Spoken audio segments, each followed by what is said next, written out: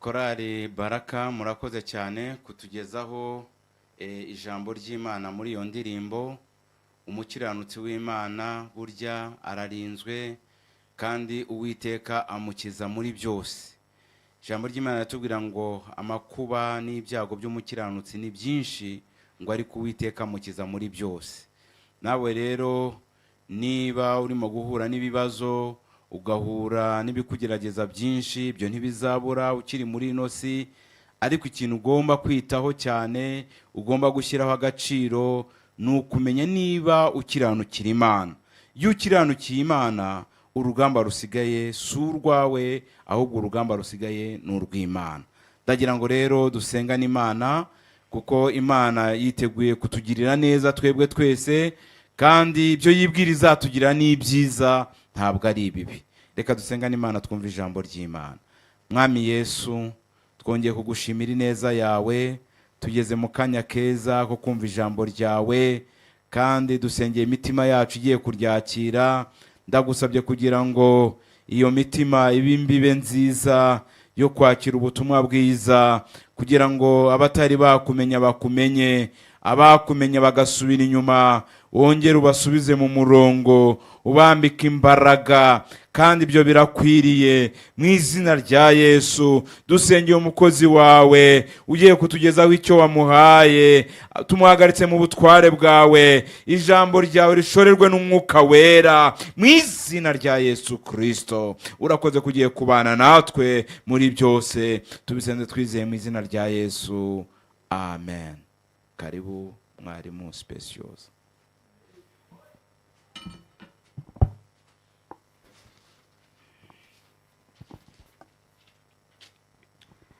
Nongeye kubasuhuza bene data badukurikiye, kandi mbahaye ikaze mu ijambo ry'Imana ry'uyu munsi. Turacyari muri ya nsanganyamatsiko y'iminsi 70 dufite yo gusenga Imana, twifuza ko imitima yacu yarushaho gushaka Imana. Iki cyumweru twagendeye ku ijambo tubona, n'ubundi niryo ngiye gusoma muri Luka ibice 12 umurongo wa 30 na 31, ariko ndahera haruguru gatoya kuri 28. Aravuga ngo itegeko rirusha yandi gukomera. Nuko umwe mu banditsi yumvise ajya impaka, amenya yuko abashubije neza, aramwegera aramubaza ati, mbese itegeko ry'imbere muri ayo yose ni irihe? Yesu aramubwira ati,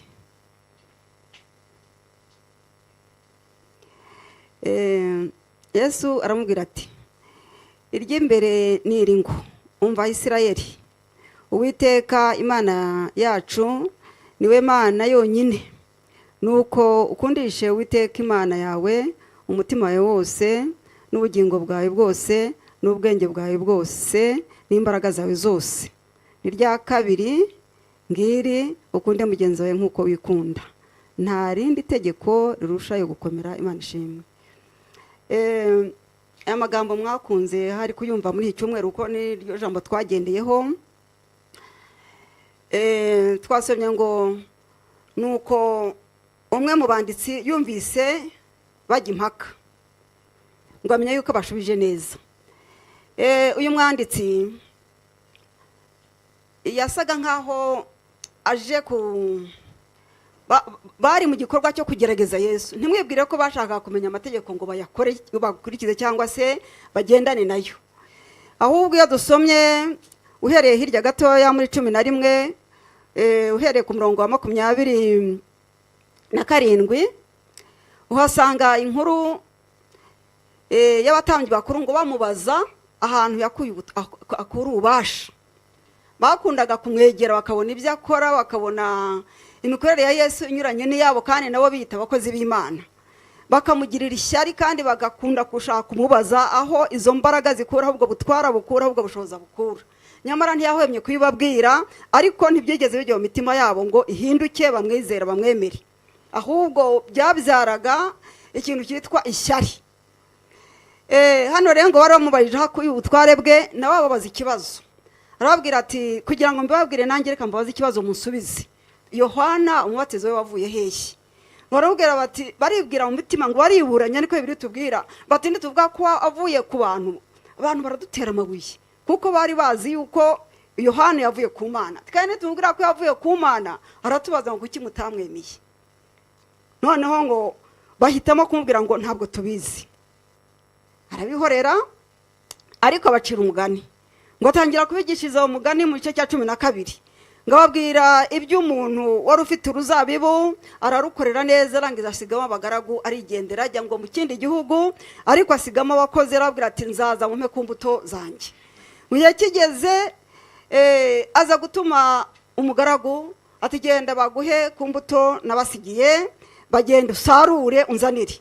Ngo bamubonye uwa mbere ngo baramukubise, atuma uwa kabiri ngo baramukomeretsa, atuma uwa gatatu ngo baramukomeretsa baranamwica, ngo atuma n'abandi ngo barabakomeretsa, uwa gatatu baramwishe, atuma n'abandi, niko bibiri tubwira ngo barabakomeretsa bamwe abandi barabica.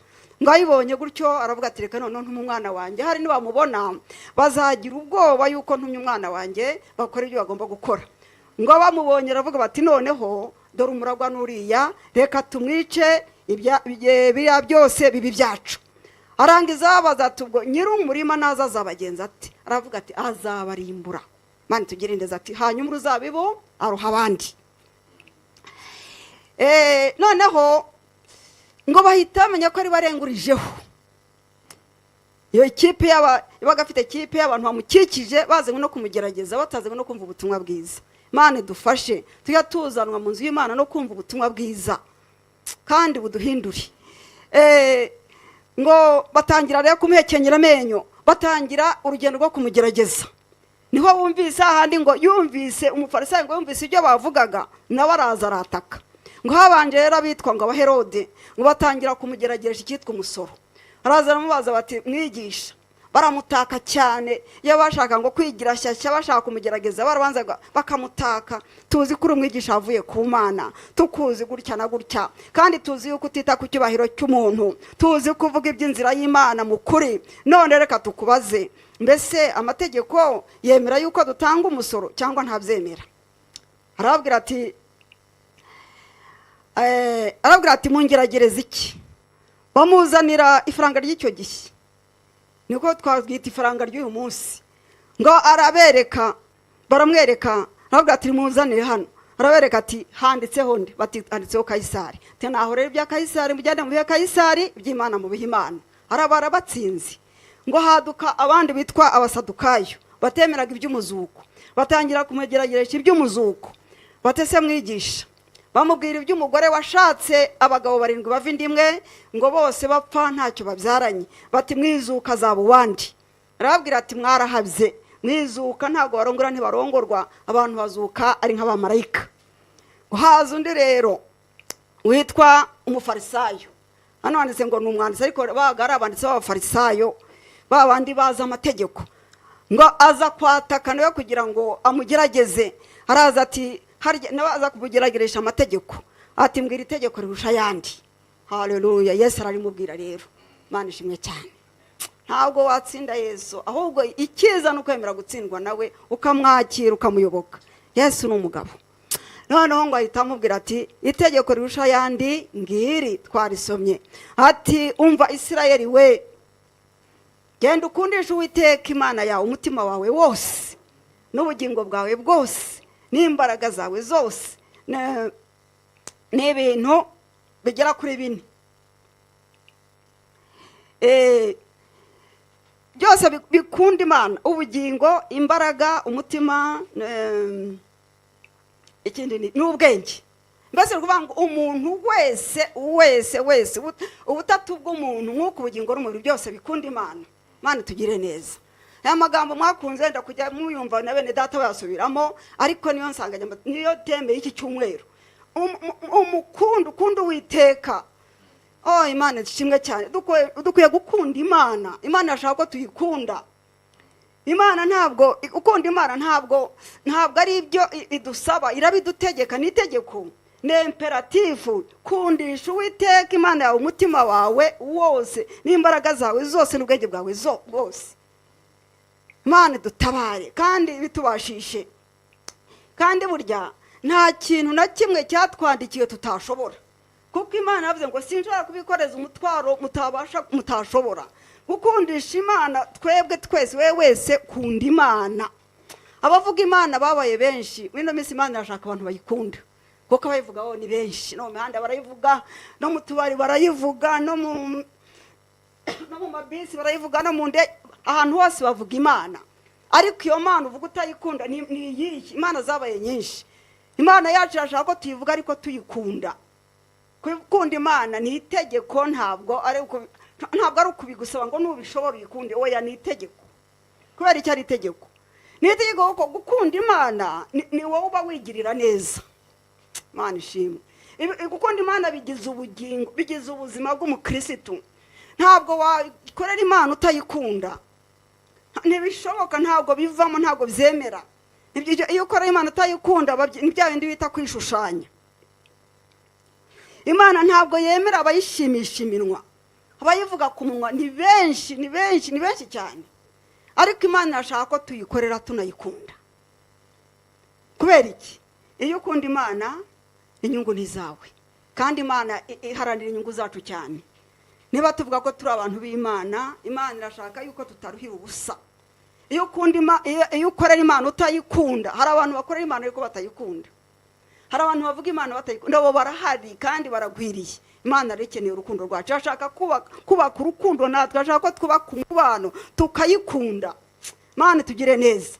Iyo ukunda Imana, ntabwo kubwiye ngo ni inyungu zawe, ntabwo ari iz'Imana. Nutayikunda ifite abandi bayikunda. Mu gihe cya Eliya na Ahabu, abantu bari barahabye, barahindukiriye Bayali.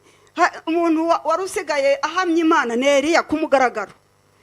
Kugeza igihe yaviriye mu bwihisho, abwira Imana ati dore barampiga kunyica, ati kandi ninjye njyenyine usigaye.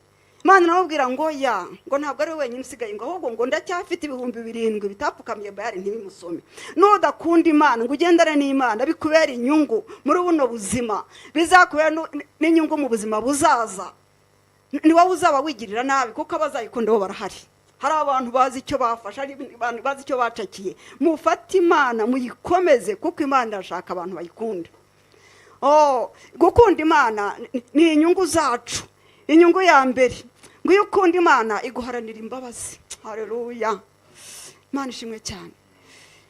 Ntekereza ku mugabo witwaga Dawidi. N'uyu munsi ukivuga. Dawidi n'uyu munsi aracyavuga. Ntabwo umukiranutsi apfa koko. Ariko Dawidi suko yari intwari mu gukiranuka, kuko tubona naho yagiye agwagwana, ariko umutima we wakundaga Imana. Yakundaga Imana, maze Imana nayo iravuga ngo imbabazi zanjye ntizizakuvaho. Iyo ukunda Imana biguhoranira imbabazi. Kuva mu bice 20:6 haravuga ngo ihora ngo igira imbabazi z'abantu bayikunda kugeza kubuzukuza n'ibihe bihumbi. Ukunda Imana ni wowe ubifitiye umumaro, ni wowe ubifitiye nagakiza kuri wowe. Imana iguhoranira imbabazi. Imana ishimwe cyane. Nibuka Dawidi, suko atagwagwanye, suko atahuye n'isi, suko atahuye mu isayo, suko atahuye n'ibibazo nk'ibyo nawe wahuye nabyo, ariko kuko yakundaga Imana. Imana ishimwe. Kuko yakundaga Imana ntabwo byigeze bimuherana. Ndibuka igihe yabaraga Abisirayeli, ngo Imana irazi muhitishamo ibihano 3. Imubaza kwicwa na mugiga, imubaza no kwicwa n'intambara, imubaza no kwicwa n'inzara. Asanga mugiga ni inkota y'Uwiteka, aravuga ngo nahitamo kugwa mu maboko yawe. Yakundaga Imana ati kuko uri umunyembabazi. Imana ishimwe cyane. ntabwo yavuze ngo reka njye ku rugamba n'ubundi nzaba ndi inyuma iyo ngiyo n'ubundi umwami ntabwo agaragara ku rugamba ngo n'ubundi hazapfa imbere ab'inyuma. Ntabwo yavuze ngo reka haze inzara kuko n'ubundi bwami ntajya haba. N'ubundi mu Isirayeli mu gihe cy'inzara hapfuye abandi ariko Ahabu yararokotse. Ariko yaravuze ngo ndashaka inkota yawe kuko uri umunyembabazi. Kugeza ubwo inkota yaje mu bantu. Dawidi uko yakundaga Uwiteka yakundaga n'abagenzi, yakundaga n'abantu, yari yujuje iri tegeko. Kugeza ubwo yabwiye Imana ngo nk'izi ntama zirazira iki waba yari njye wica. Ariko Imana yamuhoraniraga imbabazi. Ndibuka ibibazo yagiye ajyamo byo kusambana no kwica no ku bya bindi byose namwe muzi. Ariko kuko yakundaga Imana yaraza agaciro ko kubana n'Imana. Nubwo nasaye, nubwo nateshutse, nubwo nanyereye, abwira Imana muri Zaburi 51 aravuga ati umbabarire ntunkureho umwuka wawe wera. Ntunekureho mu maso hawe kandi ntunkureho umwuka wawe wera. Yarazi ko iyo utari kumwe n'Imana yagukuyeho umwuka wayo wera yakujugunye ubonye ishyano. Yari yarabanye na Sawuli abona ukuntu Sawuli asaragurika kuko Imana yari yamukuyeho umwuka wayo wera. Iyo ukunda Imana iguhoranira imbabazi. Mwene data mu ntege nke zawe nubwo uri umuntu turabizi nta muntu uri parufe, nta muntu wuzuye turi ku isi. Na Yesu akiri ku isi yaravuze tumwizana umwe n'Imana. Ibyo turabizi turabisobanukiwe. Ariko gerageza umutima wawe w'Imana, ukunda Imana. Imana nibyo kandi nugira ikibazo ugishyira Imana. Imana yajyaga inegura abantu babame babakomeye ngo bajya mu Egiputa kwitabariza. Imana ishaka niba ugize n'ikibazo kizanira Imana rw'imbere yayo kuko ari nyembabazi. Imana ishimwe cyane. Kindi iyo ukunda Imana iguhoza ku mutima. Ihora ku mutima wayo. Ziguhora ku mutima w'Imana.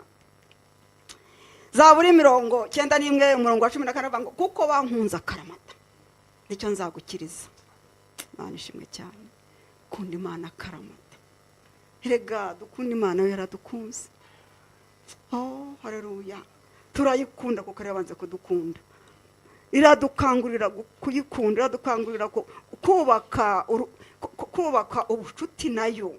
Ndagira nkubwira ngo umuntu utari kumwe n'Imana muri iyi minsi ya nyuma, sinzi niba mutayibona, ariko Imana hari aho Yesu yajyaga avuga ngo yavuze ngo iyo minsi ya nyuma ngo mwebwe muraba umucyo muraba amanywa ntabwo izabayobera, ntabwo izabatungura. Niba tutarimo kwibona, niba umucyo Imana yaduhaye tutarimo kubona iby'iminsi ya nyuma, yaba yaraduhaye amaso y'ubusa. Amaso y'umwuka aratwereka ko turi mu minsi ya nyuma. Ubwenge duhabwa n'Imana baratwereka ko iminsi ari iyi ngiyi yo kwegera Imana, tukayikunda, tukayikorera, ariko tukayikorera tuyikunze. Imana tugire neza. Imana iyo uyikunda iguhoza ku mutima, ikagukiza muri byose. Rebuka umugaragu w'Imana Yobu yagukundaga Imana. Ibyo Imana yakoze byose kugira ngo imugerageze yaranesheje kubera ko yayikundaga. Njya ntangara ngo mu byamubayeho byose ngo nta na kimwe yigeze ngo yerekeza ku Mana. Yaravuze ati Imana irakiranuka, nta kibazo, nta rubanza mfitanye nayo. Haleluya.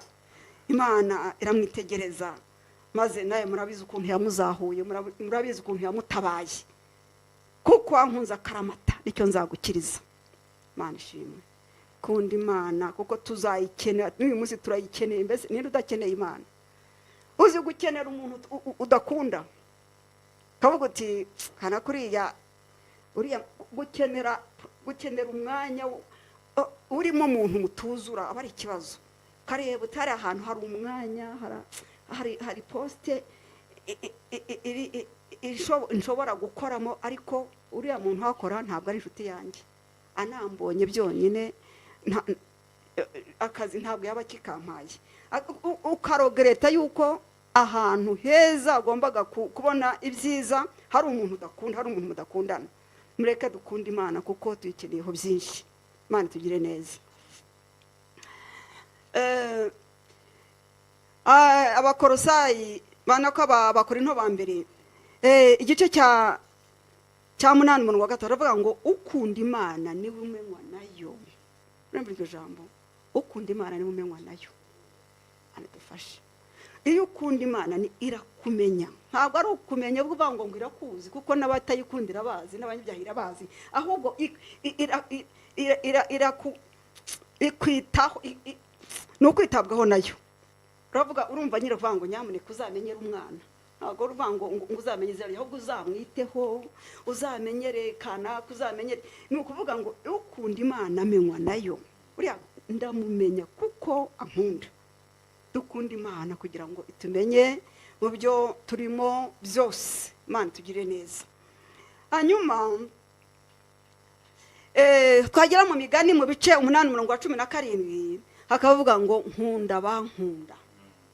Aho Imana yari dekarera ngo nkunda bankunda, kandi abanshakana umwete bazambona. N'umuntu akunda umukunda, nubwo twasonye ngo dukunde bagenzi bacu nkuko twikunda, ariko ntabwo ari ukurusha uko twikunda. Kunda mugenzi wawe nkuko wikunda, ntugire ikibi umwifuriza, ntugire iki. Ariko Uwiteka aravuga ngo nkunda bankunda, kandi abanshakana umwete bazambona. Iyo ukunda Imana nayo iragukunda. Ariko uzi gukundana n'Imana, mwubaka ubucuti, ukaba inshuti n'Imana, ukaza imbere yayo udatinya, ukayibwira ibyawe wumva ari umubyeyi ubwira, utabebera. Hari abantu bajya babebera imbere y'Imana. Nkunda bankunda. Turakwiye birakwiye ko dukunda Imana bene data. Hari abantu bajya bakunda abantu aho gukunda Imana, kandi ibyo bikabatwara umwanya. Hari umuntu twigiye tuganira, umuntu yarantangaje. Twari kumwe, twari abantu b'abarukore, ariko turi kumwe n'undi muntu aratubwira ati nanjye ibintu byanyu nabihozemo, ati nyuma ati nza kubivamo. Ese wabivanyemo n'iki ko ibintu ari byiza? Atubwira impamvu rwose, kandi akumva ko ari impamvu yumvikana. Ati ibi bintu, ati hari umuntu wari inshuti yanjye, ati hanyuma ati ndamukurikirana mbona imbuto yera, ndamukurikirana mbona uko avuga, mbona ibyo akora, ati numva ndabikunze, ati hanyuma mpita nza mu idini rye. Urumva yaje akurikiye umuntu, ariko hageze ntiyamenya Imana ngo bakundane. Akundana n'uwo muntu, ati mbibamo, akamutubwira izina. Uwo muntu yatubwiraga turamuzi. Hanyuma wa muntu aza kujya hanze, aza kuva mu gihugu ajya gushakira ubuzima hanze y'igihugu. Amaze kugenda ati mubuze mu rusengero, ati nahise nanjye mbivamo. Ati kubera uko nari narakurikiye, ndavuga nti yowe ntiwagize ibyago, kuko wakurikiye umuntu utakurikiye Imana. Ukurikiye umuntu n'ubundi wabivamo vuba, ariko ukurikiye Imana uje cyangwa naravuze n'uwo muntu kandi nawe agomba kuba yarakweretse, ariko ntakwereke Imana. Iyo akuzana ugakundana n'Imana, ugakundana na nyir'ubugingo, n'uyu munsi ugifite ubugingo buhoraho. Ariko none nyine arimo kwiratira yuko wanywa inzoga nyinshi, agira gute n'ibintu ashobora kuwizamo. Ndavuga nti ariko ntiwigeze unabizamo, wakurikiye runaka agiye nawe uragenda. Ariko bene data neke dukurikira Imana. Imana ntiva mu byimbo, Imana ntihinduka, Imana ni nziza. Imana tugire neza. Hanyuma ibi bintu kugira ngo tubishobore, hari irindi jambo turimo kugendera muri kino gihe byo kugira umutima wari muri Kristo Yesu. Reka naryo turisome. Abafilipi 2:5 aravuga ngo mugire wa mutima wari muri Kristo Yesu. Niryo ngiryo bado.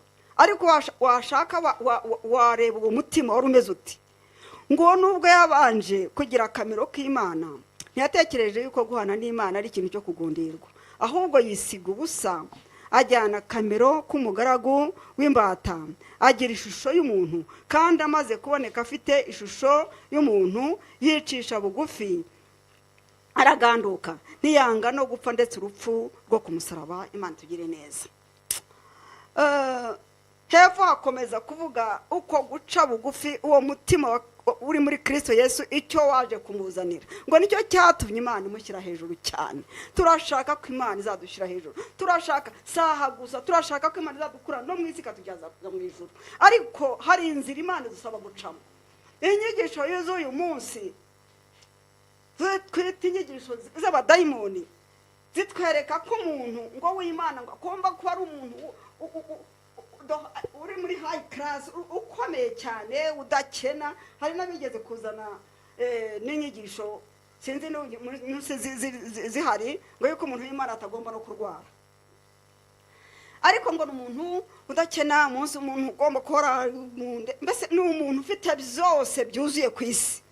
Yesu nawe dukurikiye akakubwira ati umugaragu ntaruta shebuja. Iri jambo aya magambo tugerageza kuyahuza iyo dushubije hagati w'impembero tukaberwa ahantu yahurira. Kandi iyo urebye inyigisho z'uyu munsi bitangwa na Evangile de Prosperity, ugasoma Bibiliya usanga ari ibintu birwana. Ni inyigisho zirwana, ni inyigisho zihabanye cyane. Kandi ikibabaje nuko izo ngizo zizeza abantu iby'amahoro, zizeza abantu ibyo gukomera mu isi ari z'abantu bashaka. Sanga abantu birukanka cyane bazishaka bajya no kuzicurisha. Utamuhanuriye aje mugasengana ntumuhanurire ko agiye kubaka etaje, ubwo ntabwo bagura umuhanuzi mwiza. Ntubone ko agiye kubona amafaranga menshi, ntabwo ari bibi. Imana iranabiduha. Tukiri hano mu isi hari ibyadusezeranije, ibyo twaretse aravuga ati muzabona ibiruta inshuro 100. Haleluya.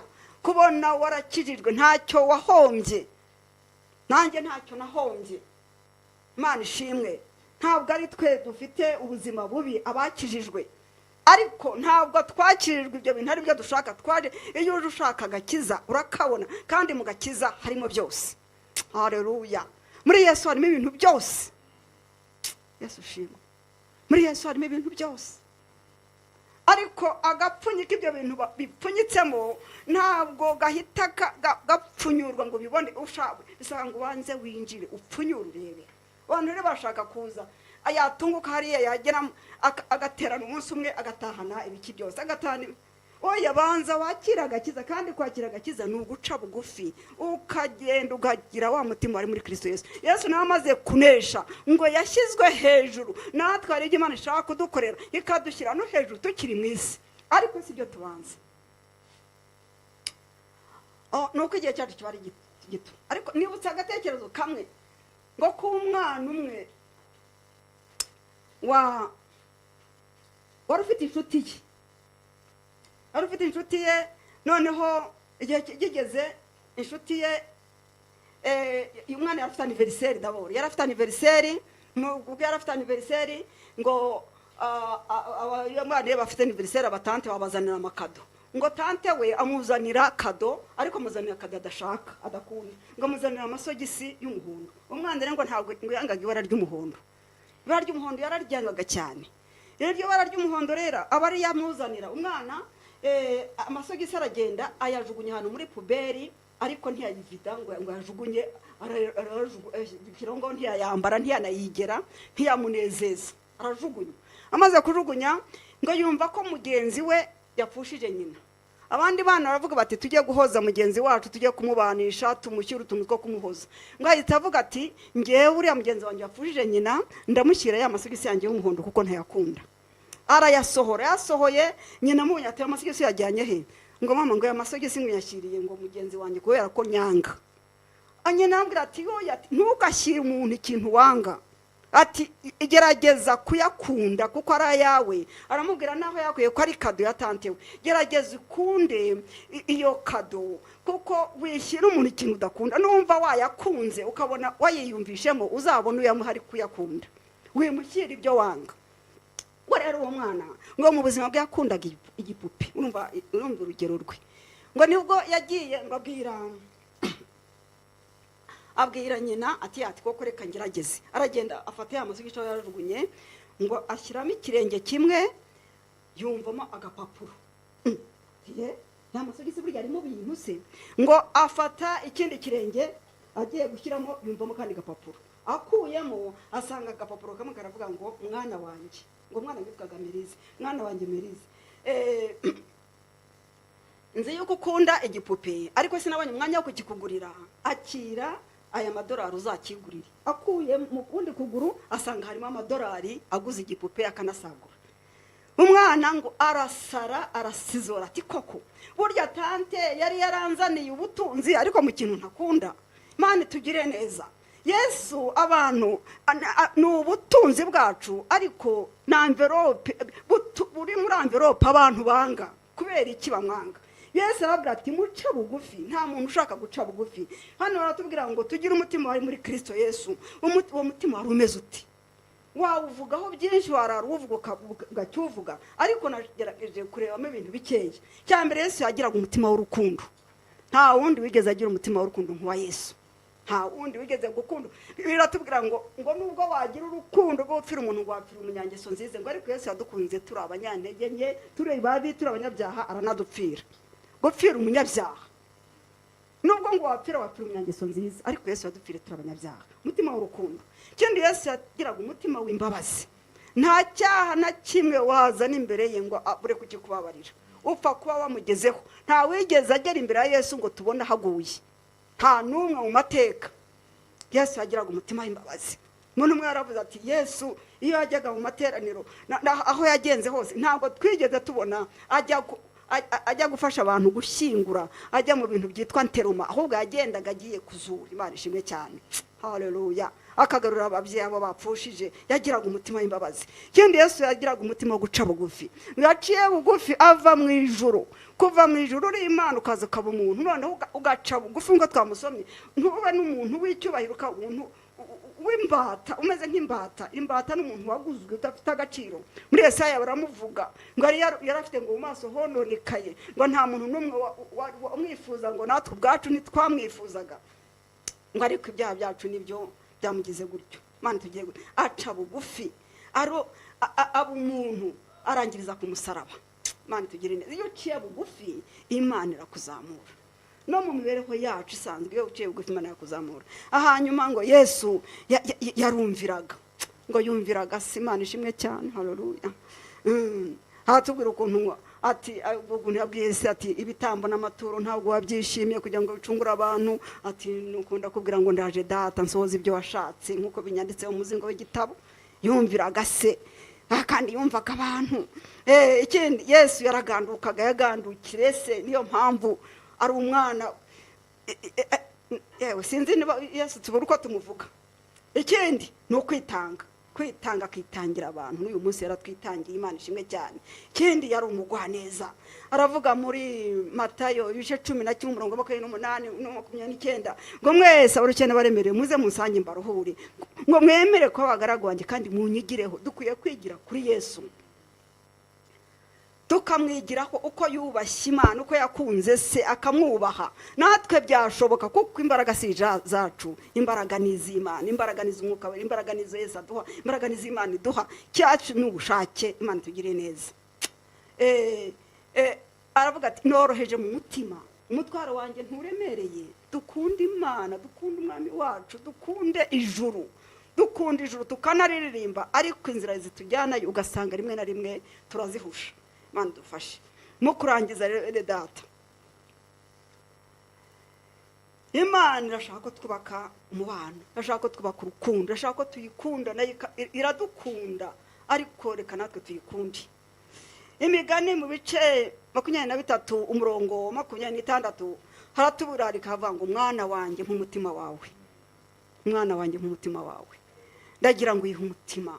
Ahari umutima wawe wahawe yakure, ahari ibyo wanyuzemo byatumye ujya kure y'Imana, ahari urimo gushakishiriza ahandi, harimo kujya mu Egiputa kwitabariza, ahari waraguye. Niba waranaguye gandukira mu maboko y'Imana. Imana ntabwo yanga abanyabyaha, yanga ibyaha. Ni wihana ariko ukihana usanga Imana n'ukuri irakwakira.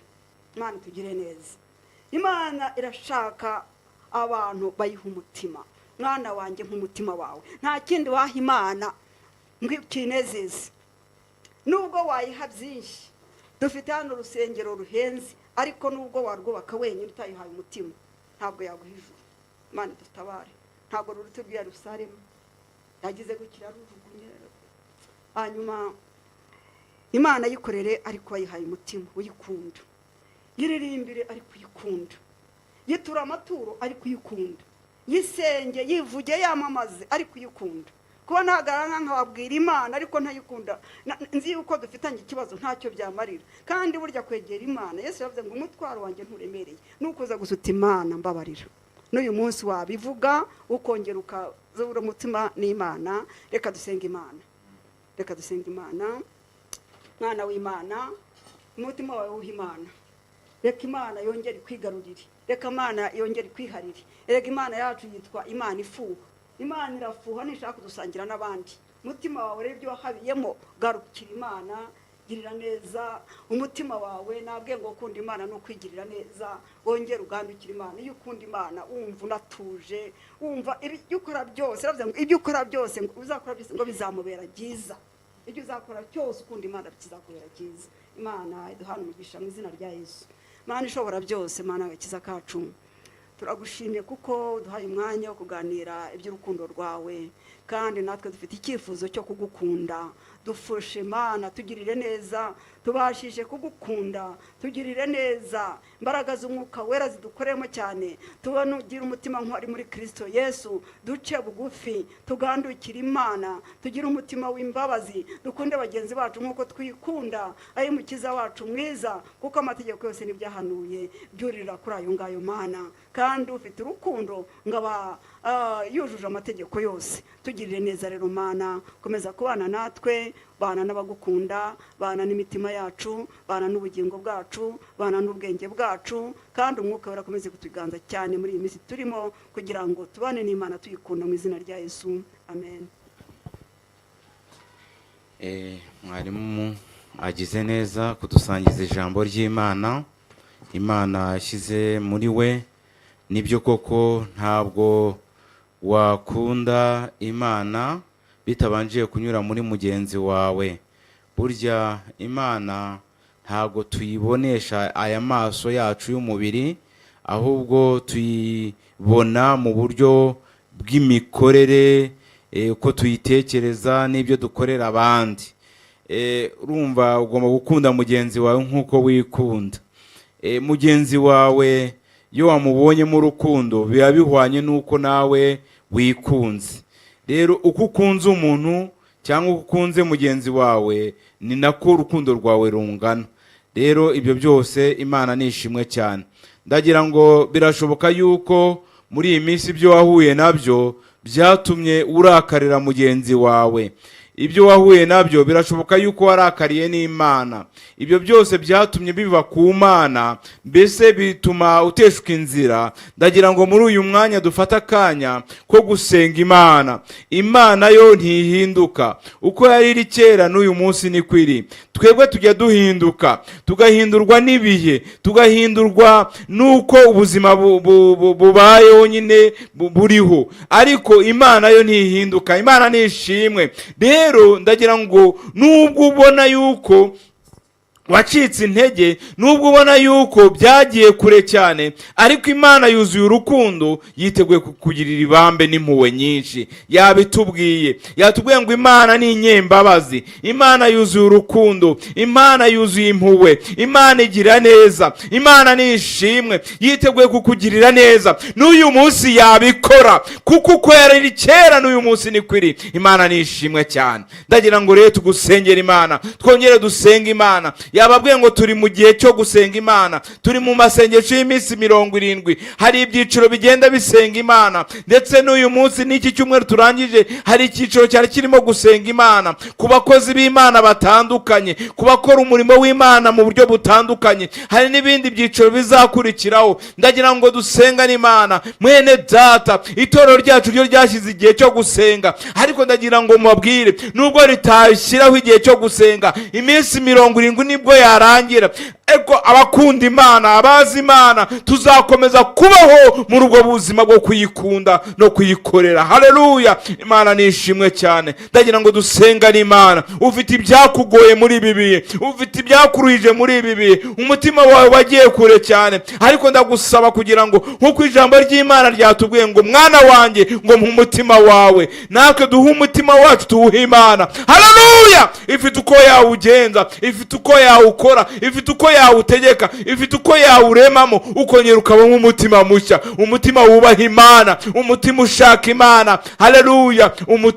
umutima mwiza Imana yishimira. Ibyo nibyo tugiye gusengeraho Imana. Icyo nicyo cyifuzo nyamukuru tugiye gusenga Imana mu izina rya Yesu. Ndagira ngo unyemerere uce bugufi dusenga n'Imana, tugiye gusenga Imana. Reka dusenga Imana. Nyagasani mwami Imana yacu, tumaze kumva ijambo ryawe yongeye kudukangura yuko dukwiye kugukunda, tugakunda na bagenzi bacu, kandi ibyo byose nibyo udutegeka, niryo tegeko rikuru muri uyu mwanya. Ibyo twahuye nabyo byose byatumye rimwe na rimwe duteshuka iyi nzira, byatumye twanga bagenzi bacu, byatumye twanga n'umurimo wawe, byatumye twanga urwangano ruruzura. Ariko muri uyu mwanya kubw'ijambo ryawe rizima turagira ngo dusabe udusubize mu mutima w'urukundo, udusubize mu mutima wo kongera kugukunda ndetse no gukunda bagenzi bacu. Kandi iyo niyo nzira yo kugera mu bugingo bushya, yo kugera mu bugingo buhoraho. Haleluya! Niho mwami, niyo nzira yo mwami yo kuduha imigisha yacu nyura muri wowe, imigisha yacu nyura muri wowe mu izina rya Yesu. Nabo baradukunze, kandi ijambo ryawe riratubwira ngo utanga umwana wawe w'ikinege ukunda kugira ngo adupfire, kugira ngo natwe tubone ubugingo buhoraho. Mwami, girira neza uyu muntu watakaje ibyiringiro, girira neza uyu muntu wari warateshutse inzira, girira neza uyu muntu wongere umusubize mu urukundo rwo gukunda bagenzi be, urukundo rwo gukunda Imana, urukundo rwo kongera kugukorera mu izina rya Yesu Kristo. Urakoze kuko ugize neza, kandi urakoze kuko uturememo urukundo ruzima, kandi urukundo rudakoze isoni. Icyubahiro n'ikibi cyawe ni mu izina rya Yesu, amen. Mu gusoza rero turagira ngo tuze gusoza, nyuma turaza kumva mushiki wacu aze kudusabira umugisha dutandukana, ariko tugira ngo tubagezeho amatangazo dufite. Nuko muri iki cyumweru n'ubundi tuzakomeza ya masengesho itorero rya ADEPR ririmo, ndetse n'abakristo n'abandi bantu bose twifatanije nabo mu gusenga Imana.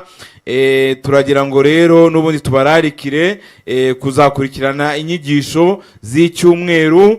Icyumweru tuzaba turi kumwe n'abakozi b'Imana batandukanye n'abayobozi bacu mu buryo bwose butandukanye. Ndagira ngo rero n'ubundi uzabe hafi. Dutangira isaa 6 tugasoza isaa 7, kuwa mbere, kuwa kabiri, kuwa gatatu, kuwa kane, kuwa gatanu. Ku cyumweru rero n'ubundi tugakomeza inyigisho za saa 3 tugasoza saa 4:15. Twarenzaho gato nyine, ubwo rimwe na rimwe mu kujya mu byihanganira.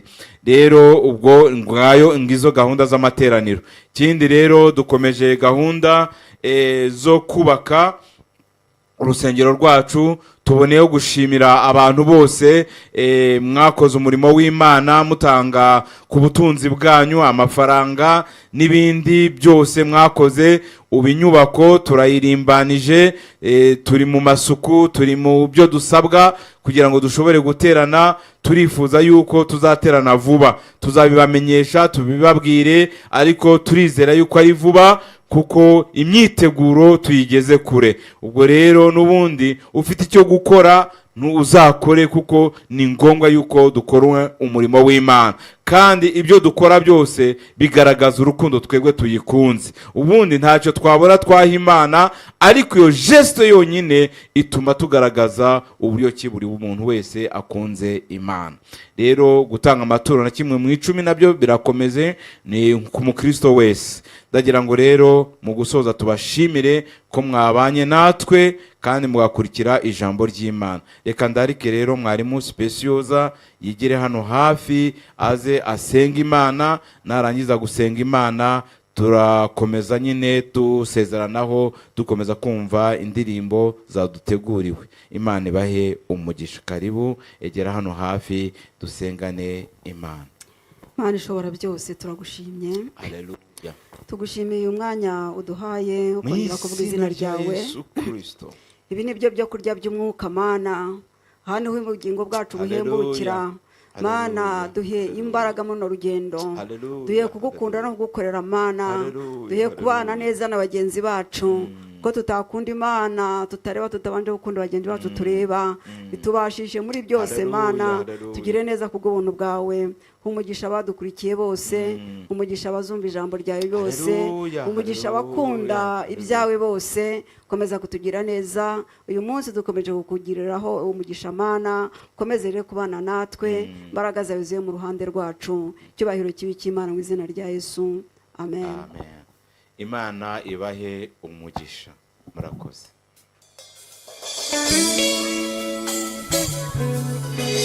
Thank you.